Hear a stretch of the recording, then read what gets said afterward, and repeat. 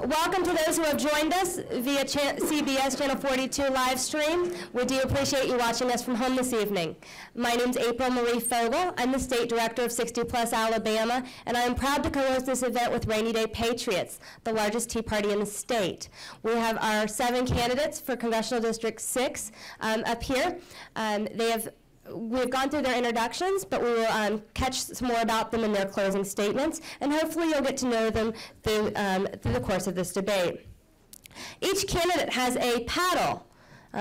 Raise your paddles, men. We have a red side and a green side. Green for yes, red for no. I'm just going to go breeze through some questions.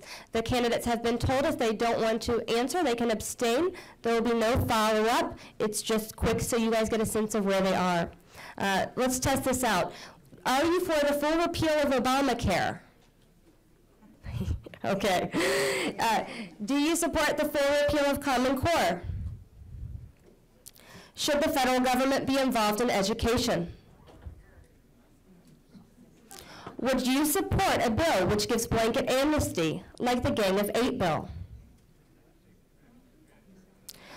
Would you support any additional restrictions on the Second Amendment? What was the question, April? I'm sorry. What was the question? The previous question was, would you support a bill which gives blanket amnesty, like the Gang of 8 bill?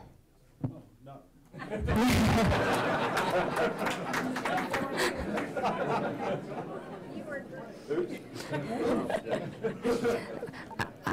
Paddle's throwing them for a curve. I don't think any other candidates debates have had this. All right,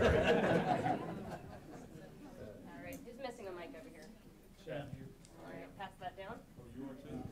Oh, All right. So I'm going to try this one again. Would you support, and know your audience and your location, would you support any additional restrictions on the Second Amendment? Do you support the construction and completion of the Northern Beltline? Do you support subsidizing alternative energy sources such as wind and solar? Do you support subsidizing alternative energy sources such as wind and solar? If given the chance, would you abolish the IRS? Do you support term limits?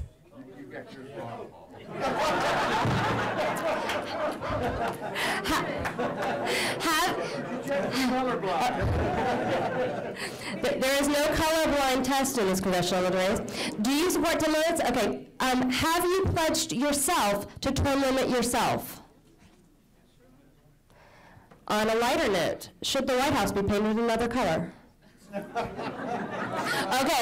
now we're going to go to some short answers. And just so you know, gentlemen, when you have the mic when it is time to debate, you can stand up with your mic. That's why we have wireless ones. You're not stuck in those seats all night. Okay, we're going to go down the line, starting with Senator Beeson to Chad Mathis. Alabama or Auburn? Roll Tide. Keep going quickly, guys. I'm a transplant neutral. I was on the football team under Coach Bryant. All 3 daughters went to Auburn. Will Brook? Alabama, roll Tide. War Eagle. Roll Tide. And now, while I am an undecided CD6 voter, I will weigh in on this one. Roll Tide. Okay, this is a tricky one, but we're going to go down quicker, guys. Jim and Nick's Dreamlands or Saws? Jim and Nick's. Jim and Nick's. Golden Rule. I can smell Saws from my house every morning, so it's good. All 3. All right. Jim and X. Okay, thank you guys so much for participating in the fun part of our debate. I have heard nothing since I started talking about a debate than they have all been so boring, and we don't know anything about these candidates or their personalities because they all have the same answers. So if you're wondering why we did some lighter answers, I would like for you guys to get to know these gentlemen as gentlemen. The person you elect will be up in D.C. for 2 years. The personality does in fact matter, especially when they have very similar interests. Okay, we are going to start question number 1 at the end. The first person answering the question is going to get 90 seconds. Each candidate after gets 60 seconds. What, if any, specific Obamacare provisions do you believe were good or necessary? Second part, what are your specific recommendations for health care reform should Obamacare be repealed or moving forward if it is not repealed? We are looking for solutions. Go ahead, Scott. Okay, Obamacare, you're going to hear that we're all opposed to Obamacare. And if I had to pick something in Obamacare that I think is probably a good thing, it has to do with pre-existing illnesses. That is a real challenge that a lot of people have. Some people can't move from job to job because they're kind of strapped. They're enslaved by having to stay in their health care insurance program. So that's something we definitely need to look at. I really think the proper place for that is in the state because I don't believe any of the national health care systems are unconstitutional anyway. So when we're looking at answers for replacing Obamacare, we have to make sure that we're doing something constitutional at that time. The second thing we need to do to really fix this problem is renew market forces into the healthcare industry. I tell people when I get a chance to go out and speak, I live in Gardendale, and I have 2 doctors, Dr. Alford and Dr. Mitchell. And the one I go to see is, guess which one? The one who can see me first. It doesn't matter to me at all if Dr. Alford costs more than Dr. Mitchell or Dr. Mitchell costs more than Dr. Alford, because I pay the same thing, which just shows even myself in the private sector, I have no regard for market forces. But if there was some incentive there for me to make a decision between who has the best prices, then you would end up seeing healthcare costs be driven down, just like it does for big screen TVs, cars, and the rest. And that's what we have to do. We have to instill market forces. There's ways to incentivize it. Do healthcare savings accounts across state lines, let people move their insurance, those kinds of things for sure. But we can make those changes if we're willing to do it. I agree on pre-existing conditions. Also, I think there are some pilot programs for cost control, but they are merely pilot programs, and it's unclear what will come of those. I would like to say this about the Affordable Care Act, which is something slightly different from the other candidates. In 2001 to 2007, the Republicans were in charge, and they failed to begin to fix problems that they knew existed. This is one indication why I am saying that the problem is with the political class, the lobbyists. If you'll excuse me, I'm going to remind you we're looking for solutions, not the problems. We've all identified the problems. Okay. I said at the start that Congress is kaput and is not able to do anything. So the solution, from my point of view, is my plan to fix Congress. I don't have time to go into it, but that is my solution. The solution is to put you back in charge of your health care, and you do that, first of all, by making insurance portable, so that I understand that pre-existing conditions will cause people to keep a job they really don't want to keep because they're afraid they'll lose their insurance. But there are millions of people who are in jobs that they're keeping because they're afraid they'll lose their insurance if they leave the company. So we need to make insurance portable.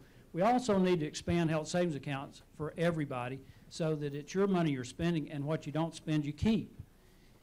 We can create a national safety net that will cover people with pre-existing conditions, and it will cover people who can't afford insurance. But the key here is to make sure that we provide a plan that covers everybody and that allows you to make the choices that you want to make and that you can get the plan that you can afford.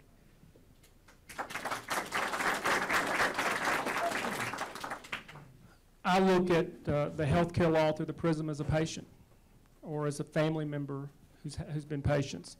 And the pre-existing condition is one that probably everybody in this room has had a family member who's had a chronic illness or disease that you worry about them getting the care that you want them to have, not secondary care, but the best medical care they can get.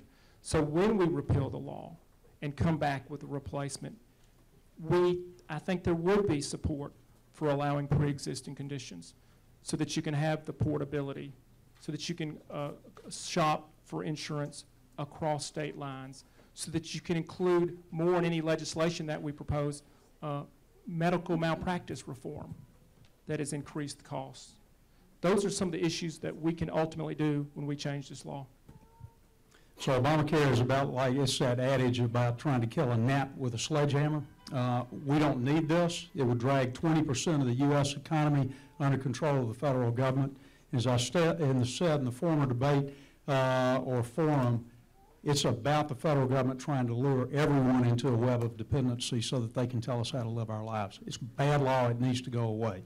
But the great news is, and I head up Harvard's healthcare investment group, the great news is there are reforms underway in the healthcare system today that don't need Obamacare to work. The private market will work these things out. We've got definite movement all across America towards patient-centered medical care, outcomes measurement that help us guide how medical practice ought to take place. We're invested in several companies today that guide everything from how a patient interacts with a doctor, makes healthcare decisions, to how the quality of treatment is measured at the back end. All those things can be done with targeted, specific legislation that does not require this overarching plan. We can't afford it.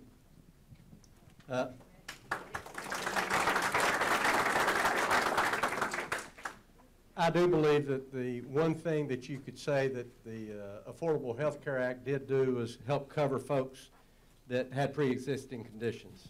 So I agree with Scott on that. I also believe that we have to make sure that we have tort reform to help solve the problems with what's going on with our doctors. Their insurance costs have gone up so high they can't afford them anymore. And so as a small business owner, I've lived this bill. My health insurance rate went from $685 a month to $1524 a month. I had a choice. Do I keep an employee or do I have health insurance for my family? I kept my employee.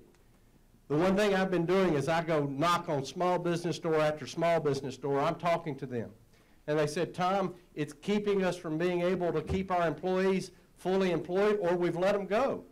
And so what we've got to be able to do is make sure we're looking this through the prism of a small business owner so that they can make sure they're taking care of themselves and their employees.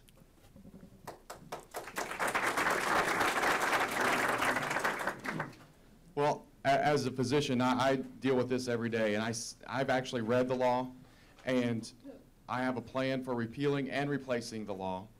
And the third thing I'd like to just say is that a part of that plan is health savings account expansion. We need to shop for insurance across state lines, but pre-existing conditions is an important issue as we deal with this. I think there's two ways that are a part of my plan. One is we have high-risk pools so that people can get insurance without being a risk or a burden on the rest of society. And the other thing is for you to have the same tax deduction as an individual as a business gets. And so these are two ways, a part of my plan, that you can get pre-existing coverage. On the second plan, you have the option that your insurance goes with you no matter what job you have. So anyway, check out the rest of my plan at drmathisforcongress.com. Thank you. A couple of follow-up questions. If you are a candidate who has a stated plan on your website or in another format for what you would replace Obamacare with, please raise your hand so the audience knows if you have put out a proposal. Okay. Another follow-up. Please raise your hand, or have any of you read the Republican-authored Obamacare replacement proposals, such as the one put out by the Republican Study Committee? Have any of y'all read this? Okay. I've read the one that Senator Coburn and Burr and Hatch have introduced. And are y'all supportive of those? If you have read it, will you let us know if you're supportive of the alternatives? I lost my paddle, yes. Yes, the American Health Reform Act, yes. Right, okay. Okay. The next question goes to, I believe it's Shattuck? Yes. Okay. What committee assignments would you ask for, and what would be a priority piece of legislation you would sponsor upon getting there that does not directly go with Obamacare, for the repeal of Obamacare? I am trying to take action before Congress convenes. I am trying to make my issue an issue that wins the election on June 3rd, that catches on around the country. My object is for the voters around the country to force Congress to, before Election Day, Republicans and Democrats. I'm sorry, I'm going to stop you there. What committee assignments would you ask for? Do you know? If not, that's okay, we can go on. I've got a single mission in mind. Okay. If we're going to Gary Palmer. Can I have his extra 60 seconds? There are two committees that I would really want to be on. One is budget, and one of the reasons I want to be on that is because the Republicans are going to win the Senate, and Jeff Sessions is going to chair the Senate Budget Committee. The reason I want to be on the Budget Committee is that there's somewhere in the range of 2,200, 2,300 federal programs that are discretionary programs. And I've already talked to Senator Coburn about this and Senator Sessions about it, but we need to create a catalog of every program, and we need to start asking questions like, is this constitutional? Is this the proper function of government? Is this duplicated at any level? If the answer is yes, we'll eliminate them. The biggest question we need to ask, though, is this duplicated at the state level, such as Medicaid and education? If it is, you send it back to the states.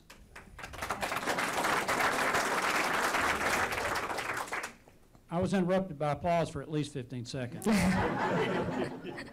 The other committee is energy, and I'll get on this later. We have 3 trillion barrels of recoverable oil out west, and the federal government owns almost 75% of it. We need to take advantage of our energy resources.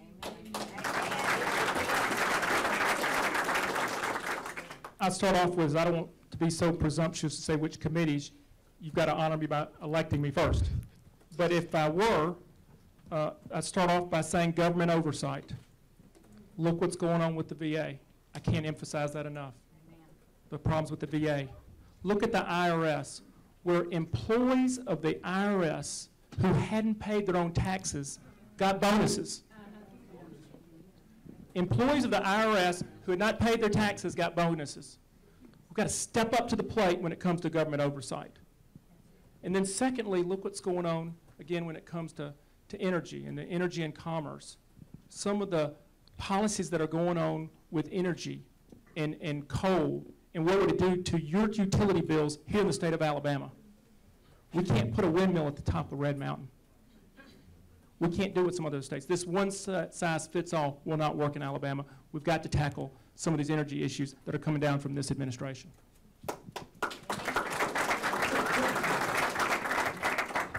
So I have to say, I absolutely agree with Gary's answer. I think budget is the right one. We've got a fight going on, and we got to go straight at them, number one. Number two, legislation, 3 bills. I'd put them in the minute I got there. Number one is Congress may pass no law that affects it differently than it does the rest of the American people. Number 2 is term limits, and I think I know how to get that passed. I'll be happy to talk about that if anybody wants to. And number 3 is if you go to Congress and serve, it's honor enough. You should come home when you're done, and you may not go back and lobby on Capitol Hill.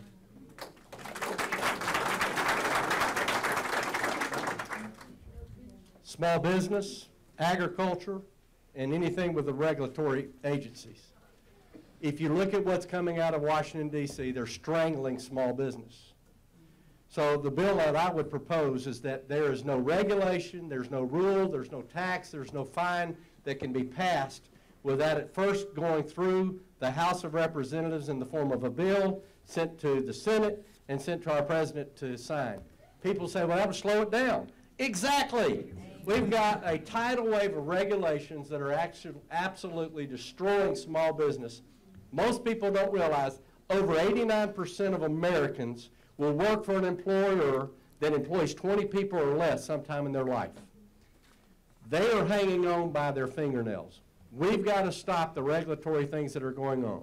The number 2 thing that I would sign on to and strongly be vocal for is the fair tax. I hope you'll check that out on my website.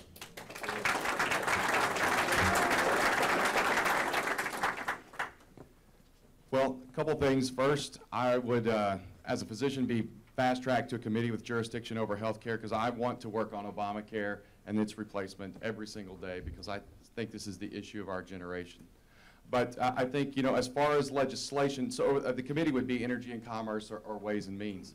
But the really important thing, I would look at health savings account and expand that opportunity where we're looking at it as a 401k for the employer to invest in the individual's health savings account.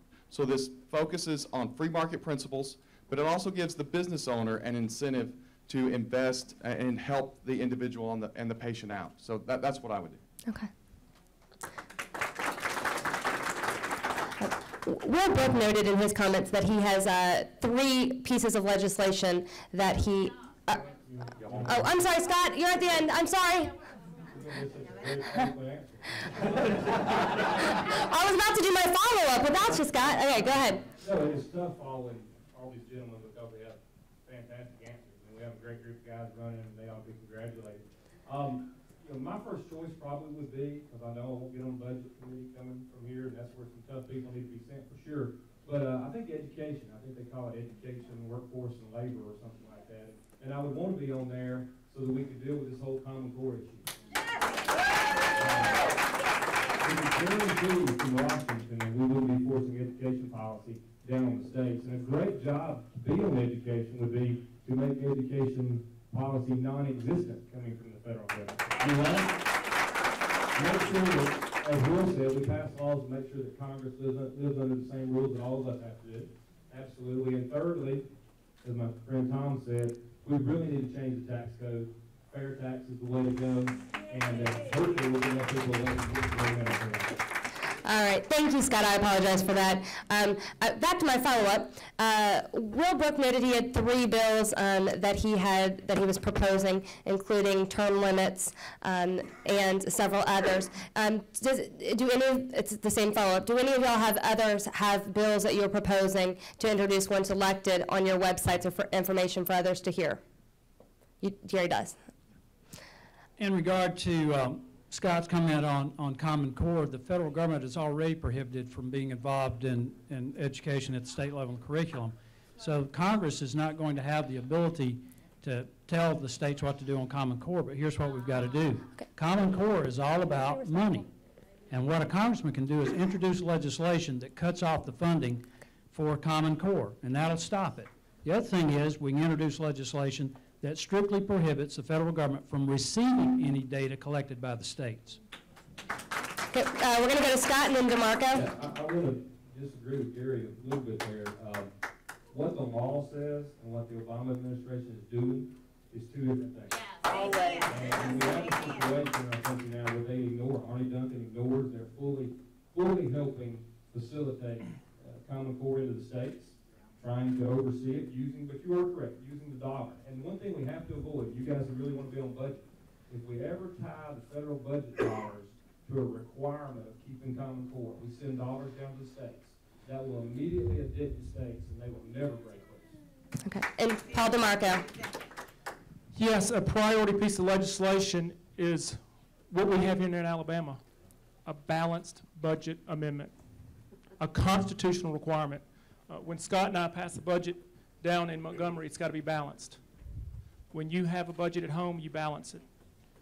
We've got to have a balanced budget amendment to finally rein this in once and for all. Okay, I see Gary with a comment, and I see Shattuck and then Brooke. All right, there's 34 states have already called for a constitutional convention on a balanced budget. Michigan was the 34th a few weeks ago, so this is not something that Congress will take up. It'll be whether or not Congress allows the convention to be called. And the question is whether or not Louisiana and Florida will be counted in that call for a constitutional convention, because after they passed resolutions calling for it, they rescinded it. So that's already in process. There are 5 to 10 significant ideas floating around. We've got the Supreme Court declaring unconstitutional campaign finance reform, so what should be the reaction to that? I have made a proposal that congressional offices should be open. We should employ our data capture technology, and there shall be no private communications by congressional offices. I think that would cure a lot of problems with the, I'll use the word corruption. Okay, we'll work, and then we'll move on to the next question. I was just going to say, until we change the way people behave when they go to Congress, the federal government's never going to change. We've got to break this system that people see as a way that they can make a fortune of their lifetime by going to D.C. and make their living, because as long as they do that, they only focus on getting reelected. And then they use our grandchildren's future to bribe us to do things that they have no constitutional right to tell us to do. We've got to break the back of this cycle. Okay, we are on to our next question. All right, I believe, are we at Gary now? Okay. Budget forecasters and simple math tell us that Social Security, as it currently operates, is unsustainable. Meanwhile, liberal politicians and groups like AARP continue to use scare tactics against Republicans to stop meaningful reforms, with accusations like, we would like to push grandma over a cliff. What specific solutions do you believe are necessary to keep Social Security solvent now and for those currently paying into the system? I actually had this discussion in 2011 with a member of Congress, and I had this discussion in 2005 with members of the Bush administration. And the idea is that, as I mentioned earlier, there's 3 trillion barrels of recoverable oil in one formation in out west. And that's 3 times the amount of oil the entire world's used in the last 100 years. The estimate for the federal royalties is $14 trillion, okay? That's one formation. We have enormous energy resources in this country with enormously valuable revenue streams available to the federal government. And here's what I told this member of Congress. What we need to do is to open up our energy resources. Start selling natural gas to Europe and Asia. They're paying 3 to 4 times what we're paying over here. Start selling oil. We don't have to buy another drop of foreign oil from anybody. Start generating these federal revenues and set aside a portion of these federal revenues to make sure that Social Security is paid for everybody over 60 or everybody over 55. Pick your age. We have the means to pay for it so that we keep that promise. That allows us then to reform it on the back end and bring that curve down so that we can maintain this system for the people that it's been promised to.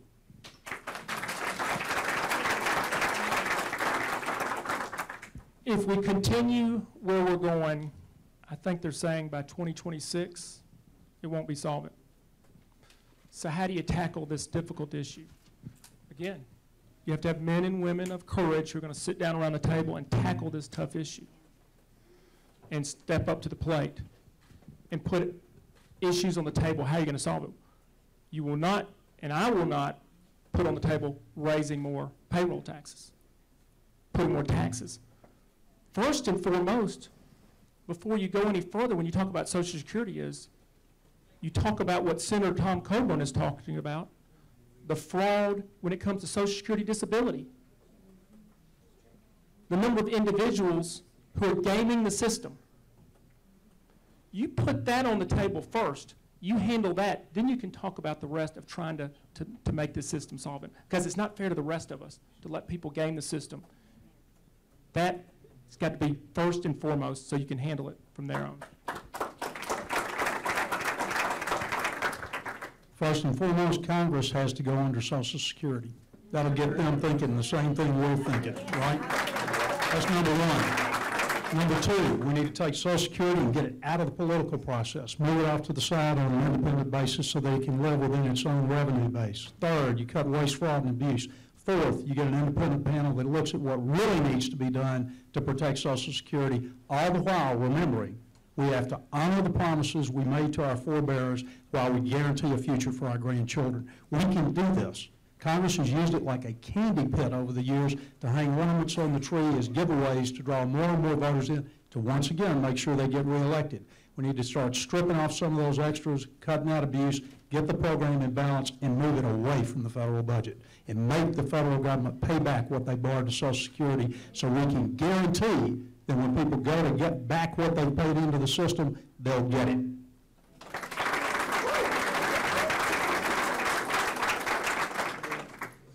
I agree. Those are great answers. But our problem is, in 1910, we borrowed $10 billion to be part of World War I. You know how much we've paid back of that? Not one red cent. You think we're going to change all these things if we keep sending the same kind of people to Washington, D.C.? That's the reason I am a vocal advocate of the fair tax. I believe it takes the power out of Congress's hands and returns it to you. And that's where it's got to be. And how do we help get you engaged to make sure you're calling your friends to call their congressmen and women up in Washington, D.C. and say, enough's enough, we've had it. You've got to learn to live within your means. The fair tax provides an opportunity to transform what we're doing with our taxes and our tax money, and I believe it will help us when you have small business women, men and women in Washington that will be able to implement that in a great way.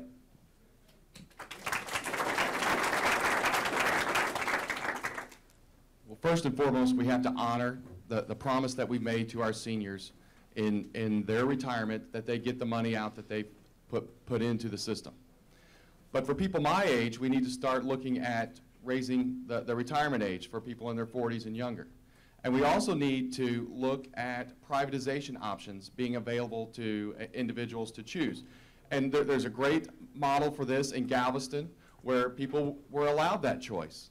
And it has been shown that they had a positive rate of return on their investment as opposed to a negative rate of return on your investment in Social Security. Thank you.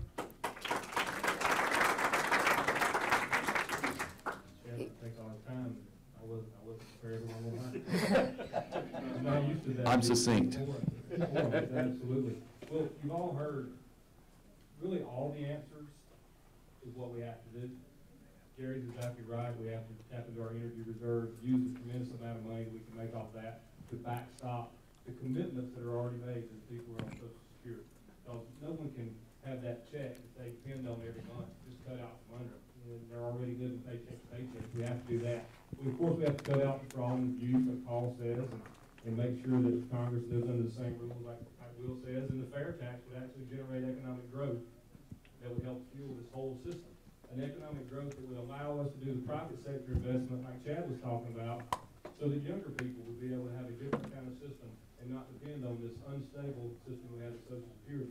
But here's the real question, and I want to talk about this again later on. We have 15 seconds. Question is, why has this not happened in the past? It's because we have congressmen and congresswomen who are not willing to make those tough choices because they're afraid somebody will run that ad that says they're going to put someone off the cliff. And that's who you got to decide who you're going to hire, the person who's not afraid of the liberal press. I'm going to go all in. I despair whether any Congress we elect under our current ways of the way Washington does business is going to be able to act and address Social Security, the debt, Medicare. Take as an example Social Security, 2001 to 2007. Republicans were in control. Did they raise the Social Security age then? I'm going all in with my indictment. I'm saying the bond markets probably will take care of the U.S. debt problem, or the Chinese. I hate to be so pessimistic and dire, but that's why I'm standing up here carrying on this campaign the way I am. Okay. Thank you all. Basin, did you have a follow-up? Did anybody have a follow-up? Okay. We all know the budget is too big, and we must get spending under control. Please don't say those words, guys. We all know it. Does everybody in the room know the budget is too big? And we must get the spending under control. Got it. Which items, agencies, or spending programs would you specifically target to cut the budget? I would like specifics, please. We all know there's a problem. Go ahead. Well, I gave an example a little bit ago, the IRS giving bonuses to their own employees who aren't paying taxes. Why don't we start there? Why don't we look at the Department of Education? Start sending those dollars back for local control. We know best how to spend and to control education in the state of Alabama, not directed from Washington, D.C. Look at some of the other agencies and how they operate, and could it be operated more efficiently and better? I mean, if you look across these state agencies, or federal agencies, that's where you start. In Alabama, We have a sunset provision with state agencies. Every 2 or 4 years, the state legislature comes back and says whether we're going to keep or get rid of a state agency. We should have that same provision in Washington, D.C. And then we decide whether these agencies are doing what they're supposed to do, whether they're constitutional, and whether they need to go out the door.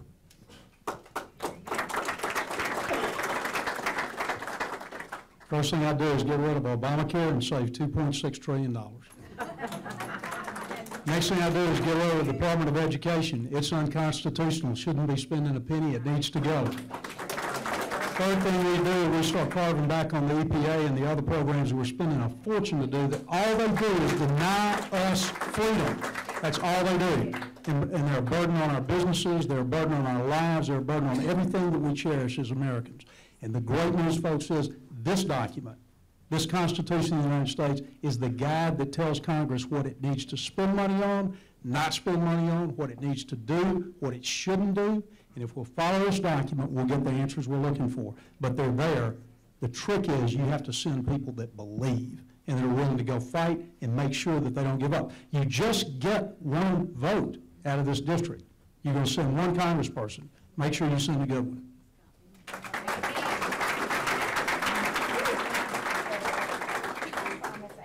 My question is, which one do you not want to cut? I mean, literally, which one do you not want to cut? The EPA, the FDA, the Consumer Product Safety Commission, the Consumer Financial Protection Bureau, and I can go on and on. These are regulatory agencies that have one purpose: regulate you. Every time they pass a new regulation, they're taking away part of your freedom. We've got to return freedom to the free market enterprise system, and that's what we've got to be able to do. But do you think this crowd in Washington wants to do that? They want to have power, they want to have control, they want to tell you what to do and when to do it. That's the reason we've got to change the kind of person that we're sending to Washington. I never dreamed I'd be sitting here. This was not on my agenda. I promise you, this was not something I thought about or dreamed about.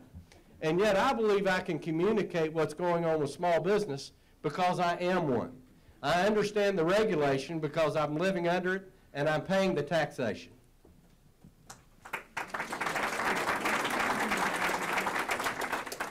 Well, I have an agenda for fiscal responsibility and tax reform plan, but I think in particular I would get rid of the Department of Education. We have to get rid of that. That needs to be controlled at the state level because teachers and parents know what's best for our students.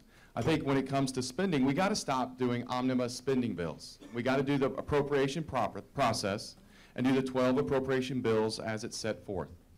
I think the other thing we got to do is a balanced budget amendment like we talked about earlier. And if I have to balance my budget at home and at work, why doesn't the government have to do it? And I think we can hold Congress accountable in its spending if we tie their pay to spending. If they are over budget by a certain percent, then their pay gets cut by that same percent.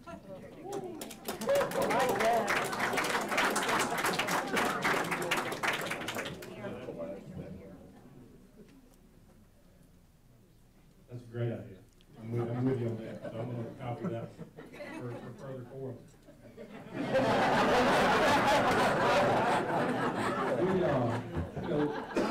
Right off the bat, we've got to deal with the Department of Education.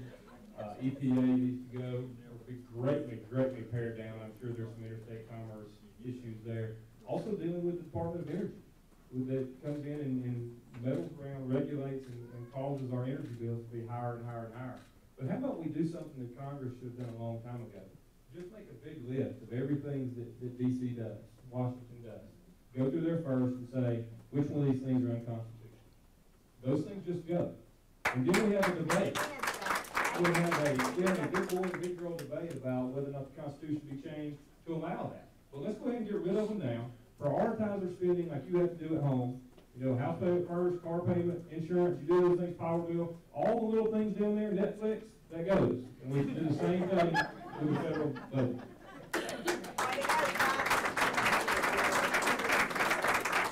When Congressman Ryan's Path to Prosperity budget was passed by the House, I went and looked at it. I posted a link to it on my blog. It's about 100 pages long. I first saw Appendix S4, which broke down the $5.4 trillion of reduced spending compared to the status quo. Then the next day, I said, let's initiate in the congressional campaign here discussion on Ryan's budget, and I asked a few questions. First, does Ryan have any belief that this budget could possibly be enacted into law? If not, does Ryan have some idea about how compromise might be reached and where that would go to? I asked whether Baucus, hypothetical question, does Baucus have any idea how it might, some compromise? I then asked, does Baucus have, what kind of sense does Baucus have about how that budget would hit the various residents in the 6 congressional districts, suggesting it's pretty, sit there and try to figure it out. Everyone's in agreement that we want to get rid of the Department of Education. How many of you realize that that didn't exist prior to 1978? We need to eliminate the Department of Energy, or at least fold it into the Department of Commerce. It makes no sense to have a Department of Energy screwing up our economy when we got a Department of Commerce trying to drive economic growth. We also need to look at, as I mentioned, the other programs that are duplicated at the state level, like Medicaid. Put all that stuff down at the state level. Get it out of Washington. It'll cost less, and it'll make a bigger difference if it's local. But the other things, we need to look at these discretionary programs like foreign aid. We shouldn't give a dime to countries that work against our interests.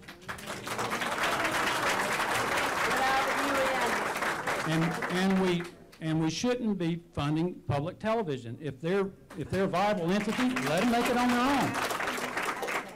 There is plenty of opportunities to cut federal agencies and whole departments of the federal government.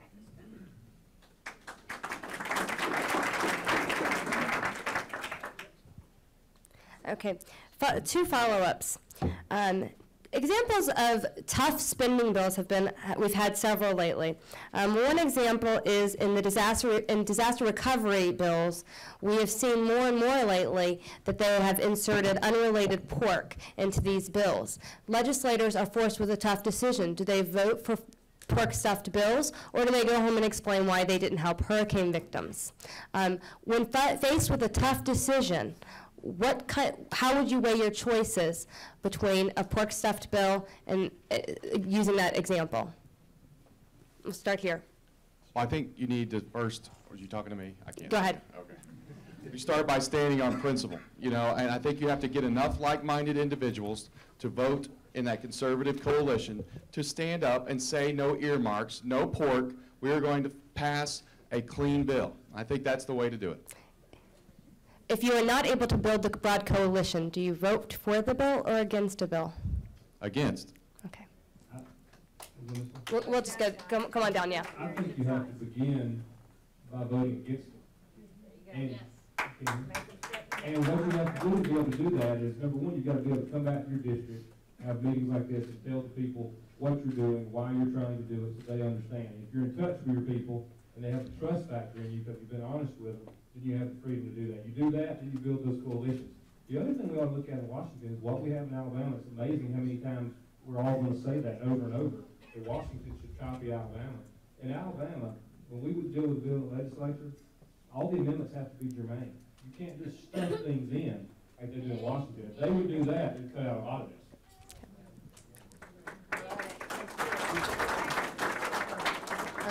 My view is it is impossible for a member of Congress to responsibly act under the existing conditions of the way Washington works, and that is why I'm just not letting go of. Congress has to be fixed first, and then...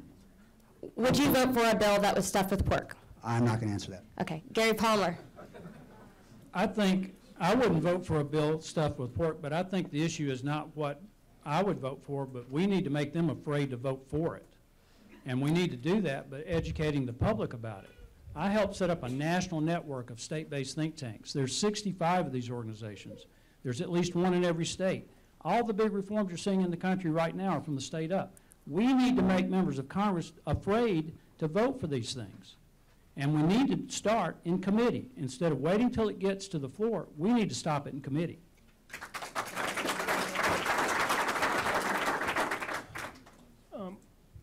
I've come back to my district and explained difficult votes. Several years ago, I was one of 4 in the House that voted against an education budget. And I said, this education budget was filled with pork. It wasn't right. But when I explained it to my constituents, they understood while it was a difficult vote, it was the right vote. So that's exactly right. You go up there, you have people you know who you're sending to Washington, D.C., who've had a track record of taking on difficult issues. You know what they'll do in Washington, D.C. Just say no, and if the bill fails, well, they're going to pass a disaster relief bill anyway. They'll just pass it clean the next time. If it passes, well, they get the disaster relief, and you can come home and explain it to your constituents. I also would say no, but what your representative needs to do is make sure that you are being able to check his Facebook page, that you're on his email page, so that we can send out email blasts, we can send out something on Facebook, and you can check us on the internet on our website so you know why, so that we can give you details. Because you get 30 seconds to a minute to be able to do this, there's no way you can explain this in a short period of time. So we need to be able to make sure that we're able to communicate effectively with y'all. Can I respond? Yes. I really don't like Facebook.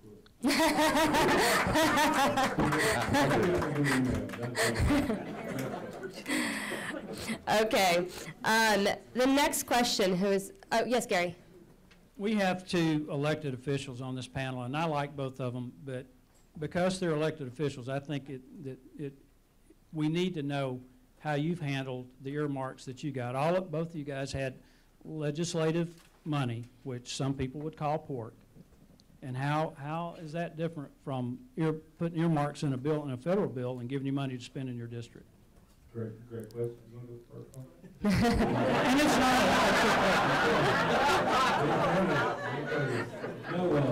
No, it really is a good question. Thank you for that question. We have had community service grants for a number of years. To check with people in my district, I'm one of the worst, they consider the worst, in that, you know, I don't like to go out and have picture made and all that kind of stuff and pretend like you're doing something. That's the taxpayer's money. So most of the time I just direct it to the school board and they do with what they see fit. But there was one time in the House when we finally got an amendment up to try to no longer have community service grant money. And I was either the only one that voted against, I don't even think the sponsor voted against it. I would rather do away with all that stuff so people wouldn't buy votes. I did the same thing. I brought up that amendment and I was cowered down. And then since then, every year we have it, I split it up evenly between the schools and let the schools decide how to use it. That's the best way to do it. I don't make a decision how to use it. I let local control in my school district, my school systems, they decide how to use that money. Okay. Do you have a follow-up? Okay. We're going to move on to the next question. This is a 2-part question. This is taking a step back from the policy and getting back to personally. We have a great group of men here who all love and are very involved in this community. Please tell those of us in the room who don't know you what some of your current community obligations and community activities are, things you've done in your community, and give us a specific example of something you've done that benefits CD6. Okay, first, I'm a businessman. I've spent my entire career here working in the 6th District, and by my estimation have been responsible for creating over 600 jobs in the 6th District, which includes starting several businesses that make their home here or formerly did. I've had one go public from here in the 6th District, and had several others that have been started over the years that exist today and employ hundreds of people. So I'm very proud of that. I understand economic development. I serve on the board of the Economic Development Partnership of Alabama. I chaired the Alabama Innovation Council Study Commission. My wife and I have been involved in numerous charitable and civic activities over the years, from the Boys and Girls Club to I was on the founding board and negotiated all the documents and arranged the McWayne Center, the Science Center here in Birmingham. We've chaired the United Way, their fundraising drives. She's served nobly on the YWCA, chaired their Person Passion event this year. I'm current chairman of the Alabama Symphony Orchestra. Every one of those organizations I've been to was better off when I left it than it was when I got there. And one reason why is because I've always majored on the majors. I picked 2 or 3 things that would make an extraordinary difference, and we could look back and say the place was better when I left. And that's what I've always worked on. And that's what I want to do if I go to Washington. I take the skill set, the people skills, and the experience of time and the varied experiences that I can make a difference.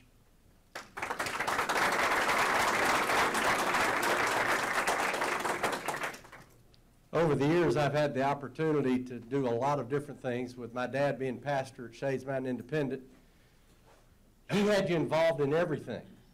And so many of y'all may not know that he helped establish Save a Life of Alabama, so we were involved with that. He was director of Moral Majority, so we were involved with that. But as I grew older, I was involved with being a small business owner. You know, that consumes you from sun up to sun down. But when you have a wife like mine, she walks in the door many times and smiles, and I'll go, okay, what have you volunteered me for now? We've taught couples with infant children for many years.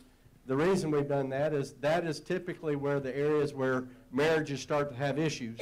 And so we've been able to counsel young couples on how to get over that hump once they have a baby in the home. Number two, I have coached basketball for the last number of years until my children got out of high school. And so, I think I'm done. So, but those are the things that we've been involved in. Well, I fix broken bones. I think that helps the community. And your off time. Oh, in my off time, okay. Well, I do run the practice, and I also run the real estate company that we have. And I also have been on the board of the YMCA, and I've been very involved in our church. I taught Sunday school for my kids for several years. I've taught Financial Peace University at our church for the Dave Ramsey class. And so those are some of the things that I've been involved in over the years. I've been involved in community organizations from Chambers of Commerce and a few of the small towns. But youth sports have been big. Of course, I have children in youth sports and then in the church sports leagues, and that's important. And it's, if I had to think about what's one of the best things we've done recently, my Sunday school class, I go to Garnell First Baptist Church, gone there since I was a little boy. It was a small church. So anybody who says, you just go to a big church, you get elected, that's not true. It's grown over time, and I've grown, it's grown, so that's worked out. But my Sunday school class went a couple communities over and put a little raised flower bed in, shaped like stars. It took us a little while to do, and some little benches in elementary school. The kids loved it. It was a great addition. It's just one of those days where you get out on a weekend and do things that help make your community better. That's the things I enjoy. I have a massive blog which is entitled How to Combat Plaintiffs' Lawyers. I have spent the past 10 years working on this on a national and local basis. It started out focused on the plaintiffs' lawyers, but then I got more interested in corporate ethics and compliance programs. I've contacted ethics programs at Samford. I have cogitated ideas about if we got a glut of lawyers. I think a more efficient use of lawyers would be on a salaried basis in the Attorney General's office rather than as plaintiffs' lawyers on their contingency fees. I've put in a lot of work on this. I may vote for Rob now. I'm I've worked since 1991 with the Central United Way of Alabama, the Planning Committee. We've been very involved in community activities that have had a big impact here, but also I've led the Alabama Policy Institute, and in 1991, we introduced the first school voucher bill, first legislation. 22 years later, we got the tax credit scholarship. Now, why is that important to the 6th District? There are 16,000 vacant buildings in Birmingham with tax liens on them. In 2 years in a row, Woodlawn High School graduated fewer than a third of their students. That's not a dropout factory. That's an inmate factory. This tax credit scholarship is going to have a huge impact beneficially for Birmingham and Jefferson County. There's 9,000 buildings in Jefferson County with tax liens on it. I was also involved in the improvements to try to keep an elevated highway from being built on 280, which would have been devastating to this community.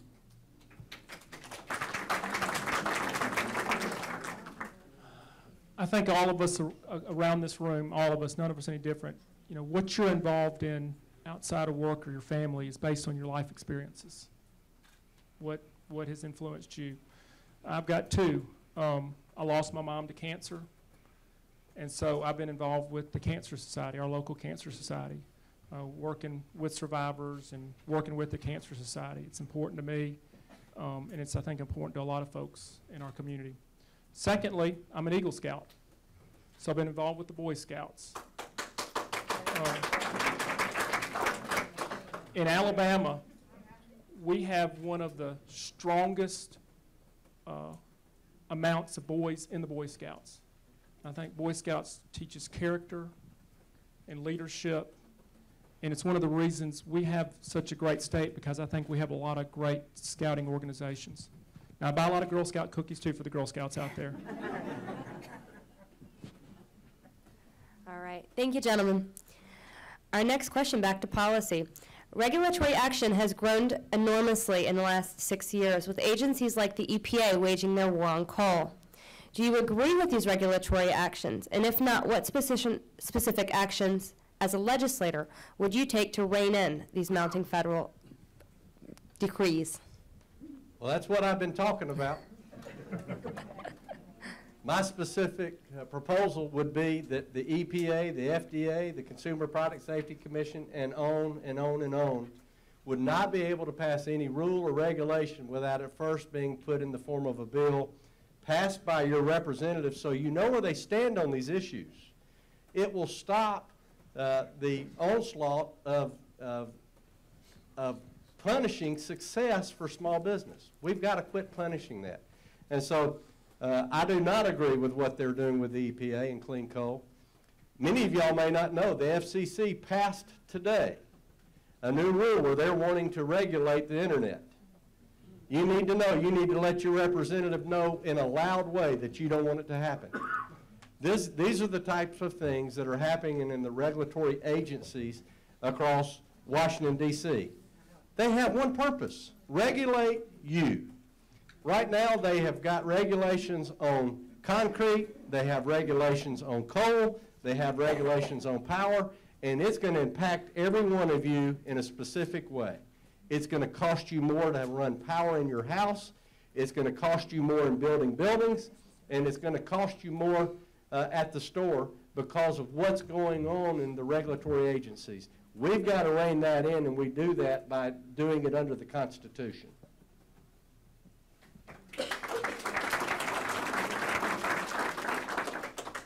Well, I'm a part of the most heavily regulated industry there is, and that is healthcare. We're seeing doctors leaving their practice left and right, whether it's just retiring or whether it's going to work for a hospital because they just don't want to deal with the red tape. And this administration, this regulatory burden that the executive puts on the rest of us back home has to be reined in, and hence we need the REINS Act. And so that we have regulatory oversight by Congress, and so that they do have to pass regulations and get it approved by Congress. And I think another thing that Paul brought up was the sunset, that we need to have that same thing, where regulations have a defined time period and they go away at some point. We need to, the one thing we do need to regulate in this country is regulation. And if we can pull that back. What we really need to do is Congress needs to reach back out there and take that regulatory authority back from those agencies. It should never have been given to them for decades and decades and decades. And then we shouldn't have ever elected a president who was willing to use that power to its utmost. To pull those things back in, make sure that Congress is able to vote on the regulations, that would be a huge help. One thing about the sunset provision, if we do that federally, I hope we do it better than we do in the state, because we never sunset any of those things we vote on every year. And except for the barbers, there was some fight with the cosmetologist, so we got to overlook that. But we can do this, but I'm going to continue to say over and over and over. We all know what the answers are. You as a voter have to decide who you believe of all of us is the most likely person to be able to go up there and make those tough votes, and make the tough decisions we have to make without caving into the pressure of D.C. Let me ask this. Do you think only average Republicans are ill-served by this regulation overkill? I think average Democrats and average independents are also ill-served by this regulation overkill. Something is not computing here. or the way to make it compute is you listen to me. The regulators are part of the political class. They are part of the Iron Triangle. Republicans alone cannot overpower the regulators. So I come back to my plan, which is there has to be a temporary uniting of average Democrats, average Republicans, and average independents to force some change, and regulators would be part of the target. Regulations cost the American economy in 2013 $1.86 trillion. That's $15,000 per household. Now, there's a couple of things that we need to do on this. One is the REINS Act, and it's been mentioned a couple of times here already. That bill has already passed the House. It would require that any new regulation from any federal agency that has an economic impact of plus or minus $100 million, which is not even a rounding error, would have to be voted on and passed by both houses of Congress and signed by the President. The principal author of that bill works for the Alabama Policy Institute, which I run. That's Cameron Smith. The other thing is that we need to set up an independent task force to evaluate all of the rules and regulations. It's not just the cost, it's the inability to comply with them. Everybody in this country that's in business is a lawbreaker because nobody knows what all the regulations are, and we need to start eliminating regulations through a task force.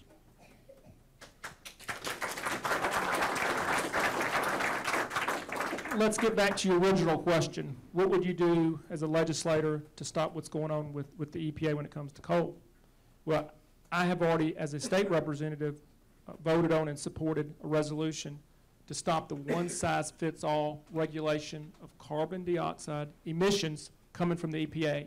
They want a one-size-fits-all to regulate coal-powered plants so that we have the same set of regulations as they do in California or New York. That doesn't work. The states should have that control. We're unique. Every state is unique about how they power and provide power to all of us. The state should control that, not the EPA.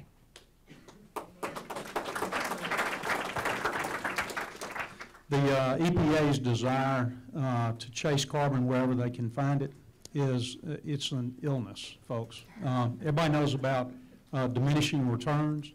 We've made 90% improvement in our air quality over the last 30 years. Just think about it.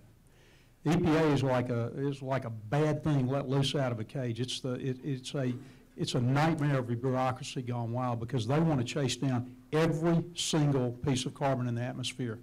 And not only that, they want to sequester your rainwater, your stormwater, your intermittent streams.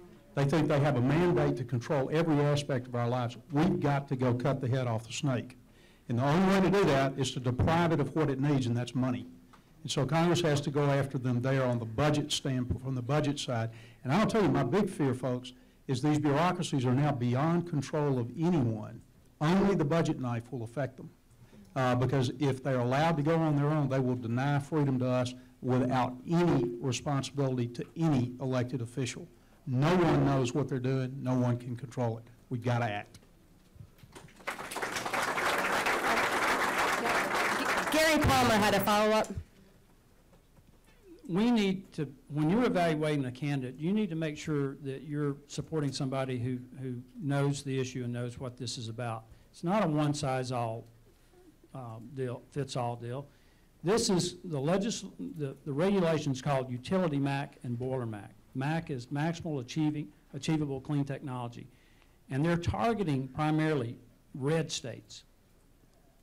And these are the states that are the most heavily dependent on coal for generating electricity. I forgot to say that I opposed clean coal regulations when I went off on the regulations in general. Okay.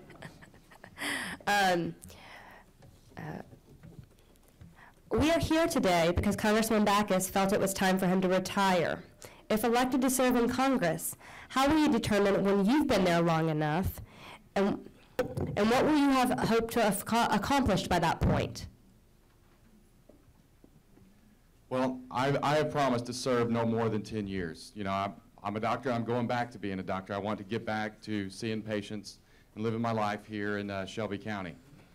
I think I want to have accomplished bringing true free market health care to to our country.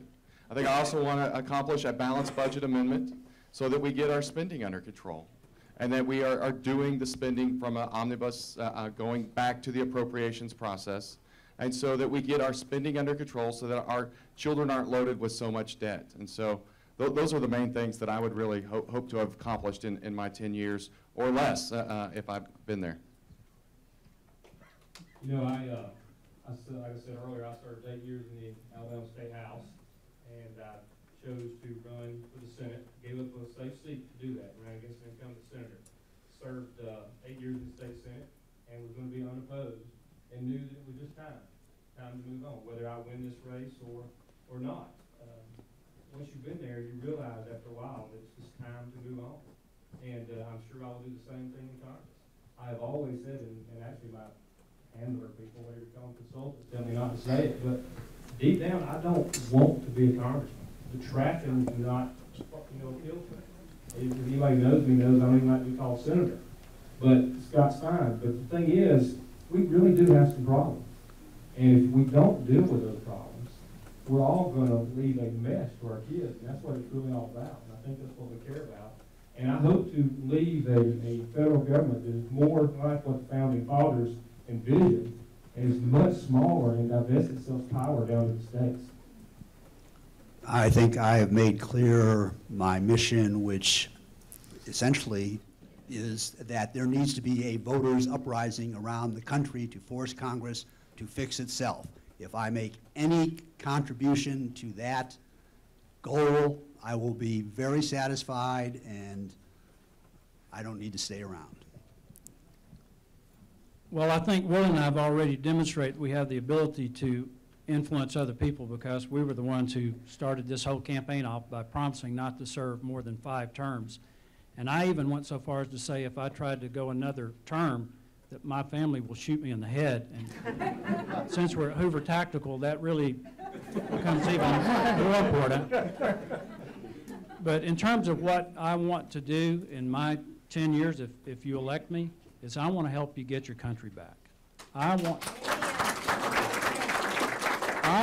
to restore constitutional government. Every member of Congress takes an oath to uphold and defend the Constitution. And honestly, I don't think many of them take that seriously. I will.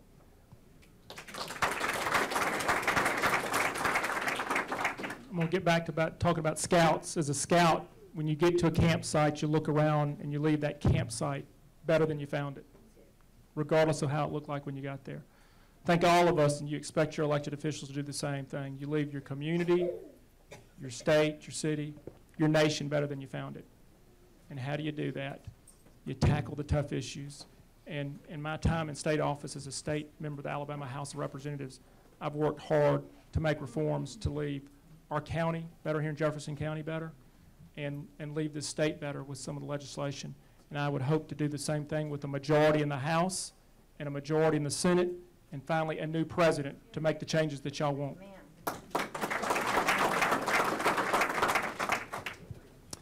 Folks, we're going to elect 1 congressman out of the 6th district.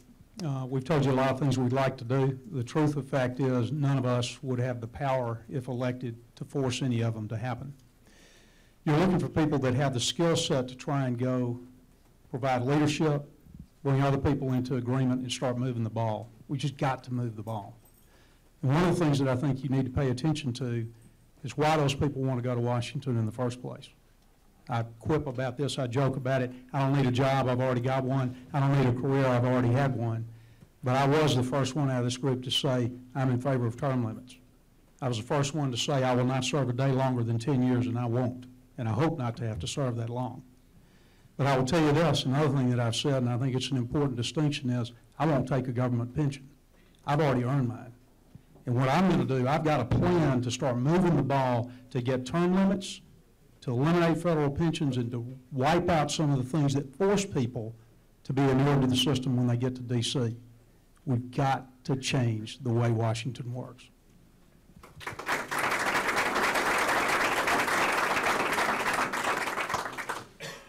There's already been a bill proposed in the House for term limits. 6 terms for a representative, 2 terms for a senator.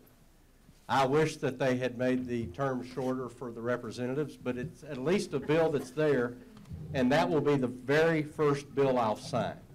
I will sign a term limits bill because what's happening right now, when you make the money that you make as a congressman, and you get the benefits that you get, and you're not living under the same rules that the normal people are living under, we've got to change that. We've got to remove the power from Washington and bring it back to you.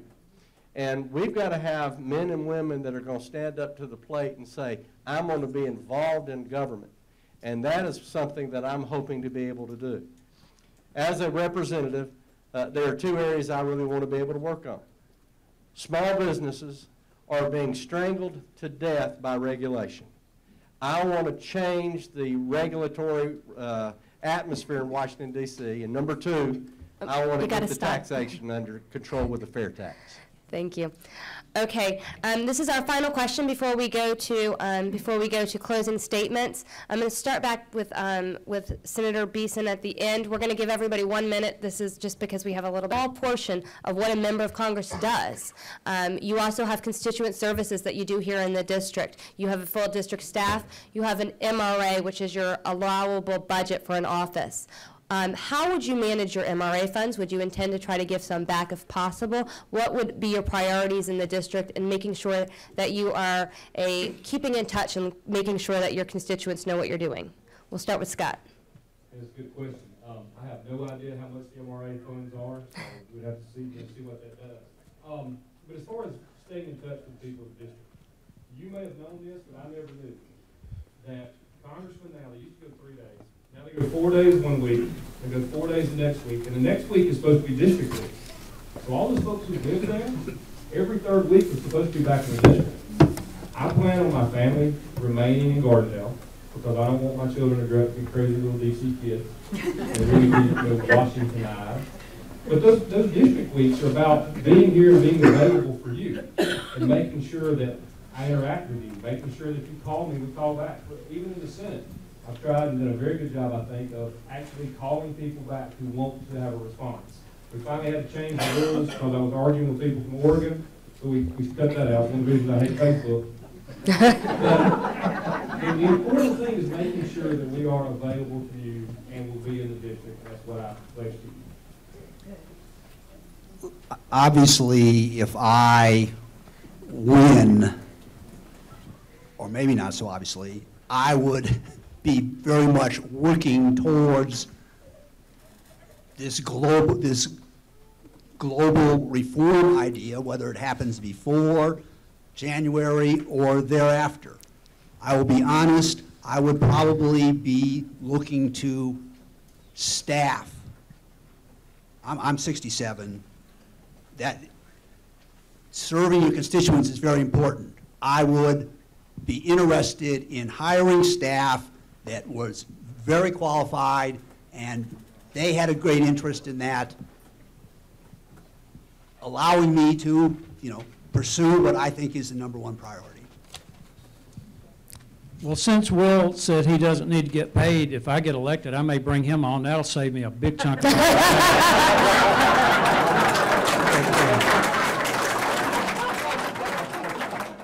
But in regard to competence, and I think this is a key thing, you can look at these budgets and you can say that they shouldn't spend this much money, but I want to tell you something, it's just like running a business. You get what you pay for in personnel.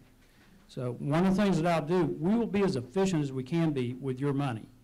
But at the same time, you're going to expect me as your congressman to bring on the most qualified, competent, and intelligent people that I can find. And that's what I'm going to do.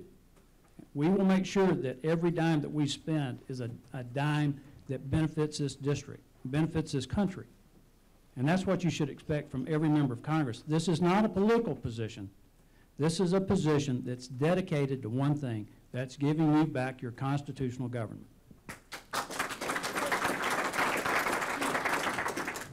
I know both Senator Shelby and Senator Sessions have returned money to the budgets from their staff. As a state representative, I think I have earned the reputation as being one of the most accessible, available, approachable elected officials in the state of Alabama.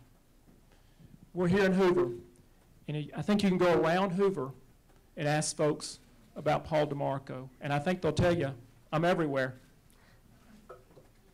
That, to me, is one of the most important parts of being an elected official. Not what we say, but listening. Because the good ideas don't come from Montgomery, and they absolutely don't come from the United States Capitol. They come from y'all. They come from our churches. They come from our schools and our coffee shops and our businesses. And that's why you need to have an elected official who knows how to provide constituent services, because they provided constituent services in the past.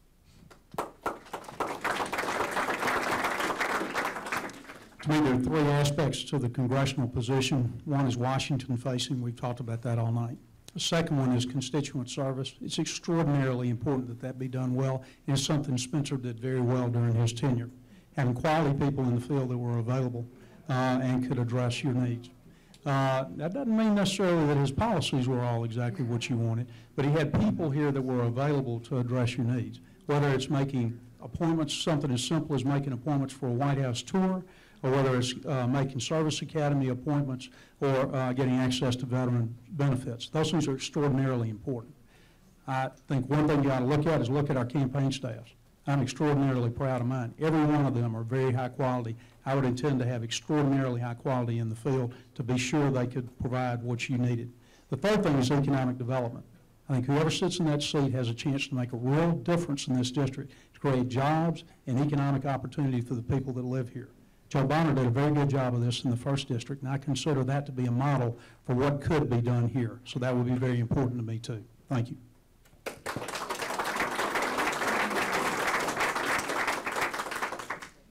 I believe hiring the right people is the right thing.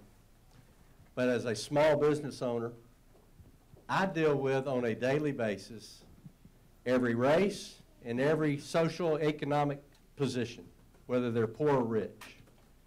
Isn't that what a representative is supposed to do? Whether you're poor or rich, you're supposed to take care of your constituents. I've done that for the past 27 years. I've been groomed to do that. I have to deal with vendors. I have to deal with customers. I have to deal with all kind of opportunities from regulation and taxation. I understand what a representative is supposed to do, because of being a small business owner, you do that. I've talked to many mayors across this district. What's one of the best ways to be able to do things? I mentioned it before. We're going to have town hall meetings so that you can reach out and talk to your representative. I will be available.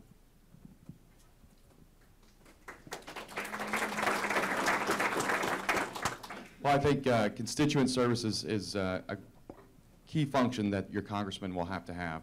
I think having offices in the different parts of the district, whether in Blount County, Jefferson, Shelby, or down in Chilton for those southern counties, is really critical, so that we can do exactly what we are talking about, being accountable to our constituents back home. I think part of that is living back home, and we are not moving to Washington. We are going to live here, and I will commute back and forth and be accountable to the constituents. I think another way is the town hall meetings. Town hall meetings and conference calls with conference town halls. That is very a great way to get with your constituents, and posting things on social media. I do like Facebook is okay with me. So I think one of the Congressman Justin Amash does a great job of posting about every single vote that he takes, and I think I would like to use that as a role model. Will Brook with a rebuttal. Yeah. I just wanted to say, folks, there are 360,000 people in this district. It's a fallacy to think that any one of us can stay in touch with all of you all the time. We're all eager to be connected with the district. I have no intention of moving to Washington, but I'm going to go work there full time, because that's what you're sending me to do. You're not sending me to hang out here in the coffee shops and in the restaurants. You want somebody that's up engaging with people in Washington to fight the good fight. And you should insist on that.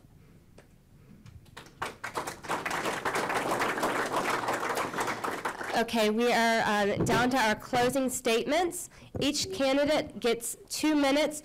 we're going to do something a little backwards because you've been watching them come this way all night, is we're going to go that way. So we're going to start at this end and then work our way backwards. Well, yesterday was my 20th wedding anniversary to my lovely wife, Angie.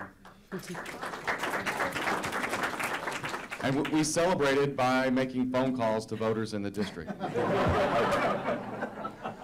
You know, actually, for the past year, all we've really done is go out and knock on doors together and make those phone calls, meeting our people of our district.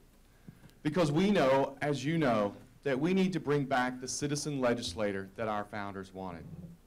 Back in 2008, we woke up to the realization that maybe Washington just didn't have ours or our children's best interest at heart.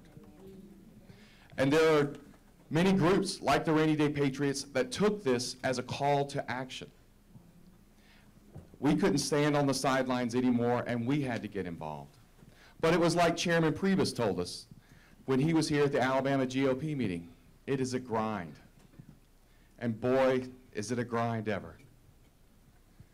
But when I get weary, Angie reminds me that we want to be able to look our children in the eye and tell them that we did everything we could to stop Obamacare and from loading them and their children with perpetual debt.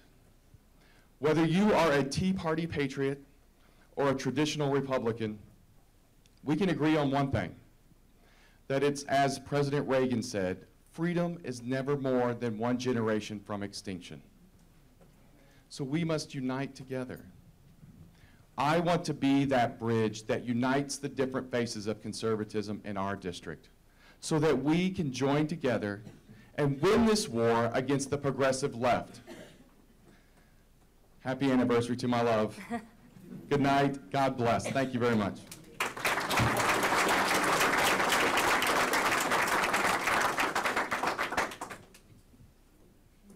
I would invite you to go to tomforalabama.com so that you can check out more of the issues.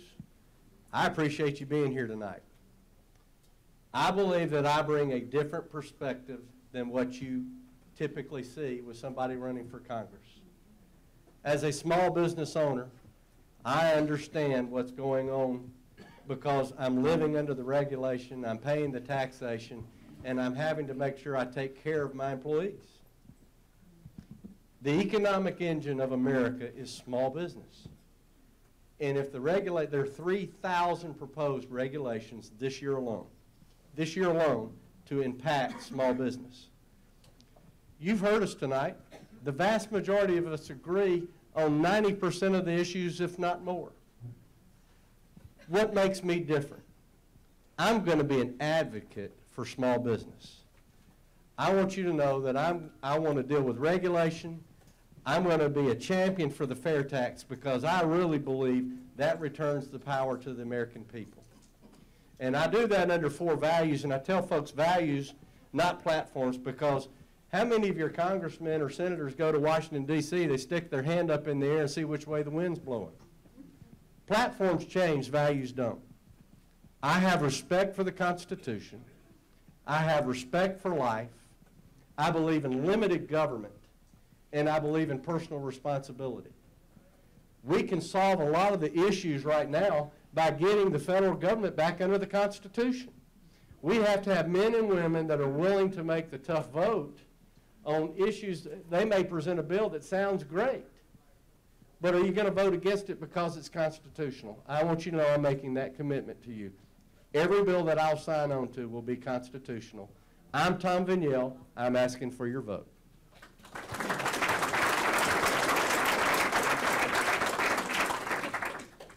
Ladies and gentlemen, Maggie and I have been blessed beyond belief through the course of our life. We've been able to raise 3 healthy adult children. We've seen a lot of experience over time, both in the civic, the community, and the business front. I believe those things have prepared me to serve you well as your congressman, and it's the reason that I'm running. I decided I could not sit and fiddle while Rome burned. We're in the position that we could take our leisure, but I can't sit still for that. We've got a country to contend for. We've got a future to contend for. As I said, I'm not going because I need a job. And I will tell you, if you send somebody to D.C. for the best job they've ever had, you're going to have to drag them out by their heels because they're not going to leave voluntarily. We need to send people that are independent, they're not indebted to the system, they're not inured to the policy, the farm league that produces people and sends them to D.C., who've got the backbone to fight for what we need and the experience to actually be effective. Now, it'll be up to you who you send to Washington. But I'd offer myself as somebody who will fight tirelessly for our Constitution and for the future of America, because we cannot sit idly by and allow what's going on to continue, because we won't have a future if we do. But then beyond that, regardless of who you elect in this 6th district, you got to carry the fight on. We got to send people that are independent enough from all over the United States so that we actually make a difference in D.C. Where I started is, we get the extraordinary privilege under our Constitution to do exactly that. In every 2 years, we can remake this government. So take it seriously, consider your vote. I hope you'll consider me because I'd love to have your vote and would be honored by it. But let's go make a difference in D.C. because we have a chance to do so. Thank you very much.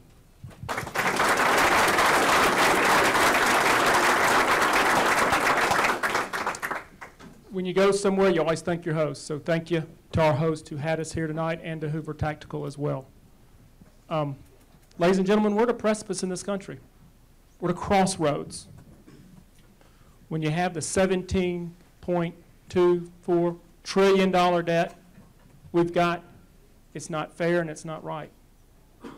When our children and grandchildren, and each of us have a $60,000 share of that debt, it's not fair, and you got to put a stop to it.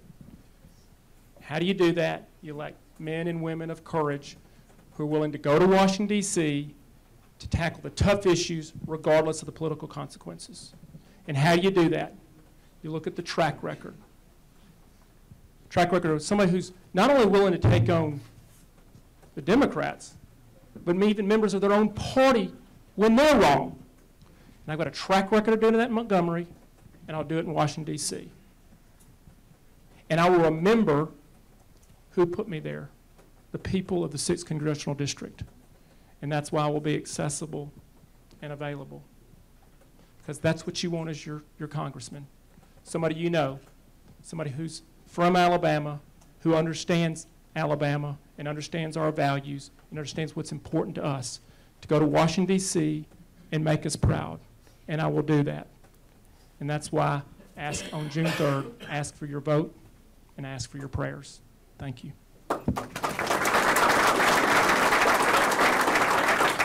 I also want to thank all of you for coming tonight out to Hoover Tactical, and if you're carrying, I want to thank you for leaving it in the holster. You know, you look at the polling, and 87, 88% of the people dislike Congress, yet in any given election, 85 to 90% are going to get reelected, and you have to ask yourself, what are we thinking? There are 435 individuals in Congress.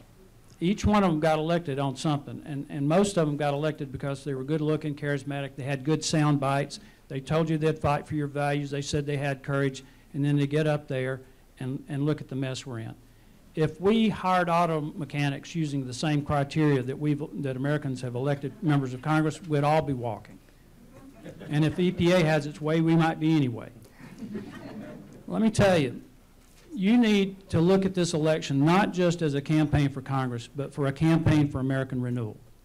You need to send people to Washington who know what to do, who are solution-oriented. I'm not going to give you a bunch of sound bites. I am going to smile occasionally. But I want you to understand that we really do have a rendezvous with destiny. This is our moment. There's a window of opportunity to get our country back, and it's going to close. And I'm going to tell you, if you keep sending the same kind of people to Washington, it's going to close. You need to send people who have the understanding of the issues, that know what to do and know how to get it done, and have the network to do it. We need to get our country back from the bottom up, from where you're sitting, not from up there. Washington cannot change Washington. I was asked the other day what kind of people I would like to see in Washington, and I thought of my uncle. Yesterday was my 60th birthday. It was a bittersweet day. We buried my uncle yesterday as a veteran of the Battle of the Bulge. I wrote an article about him, and a guy in Belgium emailed me and said, I'd like to call him and thank him. And I said, well, I'll give you his number if you'll tell me what he said. He emailed me back, and he said all he would say is we were just doing our job. That's the kind of men and women we need in Congress.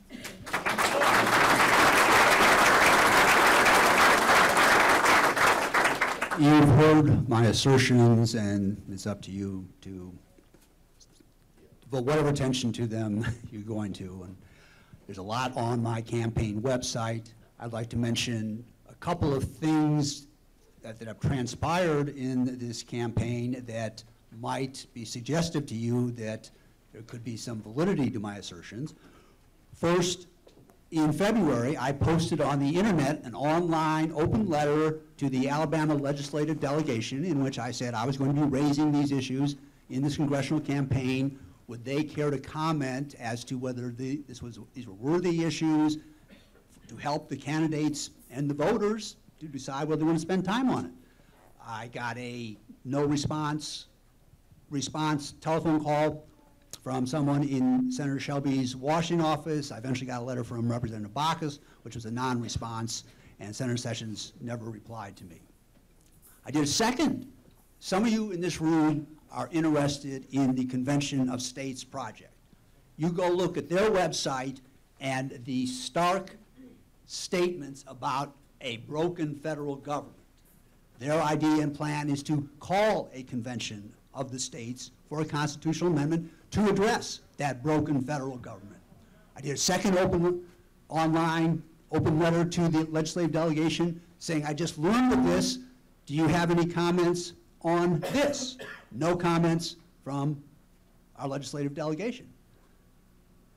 None of the other, let me just mention, the Convention of States takes state action activity, and Alabama was an early actor in this bill. But none of the candidates have brought up the Convention of the States. So my time's up. There is lots reason to think there is validity to my assertions. You just have to take the time to decide whether you can spend any time, and if you do, I ask for your vote. Thank you. Unlike many of y'all, my back end is out of the stand. So I'm trying to make it quick. We all know the challenges we face. I talked about that earlier. And we all people across the country vote for people who say the right things. And then we wonder what happens to them when they go to D.C. If you suffered through the first televised debate, I said that there must be a machine at the airport in Washington, D.C. where they remove their spine. Because they don't act the same in Washington as they did when they were here. But we have a great opportunity. This district is one of the most Republican districts in the country. You know what that means for us? That means that each and every one of you and myself get to pick a congressman, since we're all in this time, who can go out and speak what needs to be said. This district gives the new congressman the ability to go out and go into other districts and talk about what needs to be changed. This district gives us the ability to send a congressman who will make those tough decisions and lead on those tough issues that face the nation, whether it's Social Security reform, dealing with Obamacare, dealing with small business regulations. We have the ability to send a congressman who can be a warrior, with a warrior spirit. And I'm going to agree with Representative DeMarco. He said that y'all should make a decision by choosing someone with courage, who is willing to fight not only the Democrats, but members of his own party. I'm going to add the liberal media and the liberal press. And I want you to think back over the past few years. When all the rage was about Obamacare was coming, who sponsored the bill to let you opt out personally from Obamacare? It got slammed by the press, crazy. It turned out Obamacare was a disaster, just like we said, I was that sponsor. When all the anti-gun talk came to Washington, D.C., and the state of Alabama said, no, we're going to expand our gun rights. Who was the sponsor of those bills? It was me. And the press couldn't do for it. When there was public corruption in Montgomery, who stood up to that? I was not, there were more than 2 or 3 legislators that knew corruption was abounding in Montgomery. So some people stood up. When illegal immigration was big, who was the person who stood up for you and the taxpayers? That was me. Well, I'm asking you, I'm learning because I'm the last person. That's why it worked out great tonight. But I'm asking for you to think about who will really take those stands and who has the backbone and the spine to withstand the pressure of Washington, D.C. I think you will agree if you think about it. That's me. I ask for your vote on June the 3rd. God bless you, and I do ask for your prayers.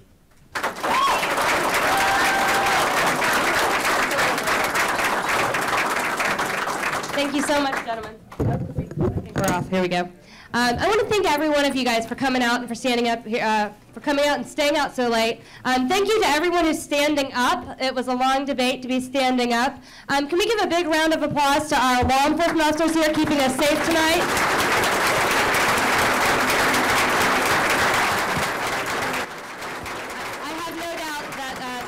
Protected us had anything crazy happen. Please do stay and chat with your candidates. I implore you to go ahead and just give me, even if it's just your name and email address, information for events like this in the future. One of these guys are going to be elected, and when they are elected, we're going to have forums and town halls like this. We're going to have emails. We're going to do what we can to hold them accountable, to make sure that they know that the promises they made here today aren't just rhetoric, but they are indeed promises. So thank you again for coming out, and thank you and God bless. The Rainbow Patriots, thank you for attending. And on June the 17th, Tuesday, June the 17th, Trevor Loudon will be here. And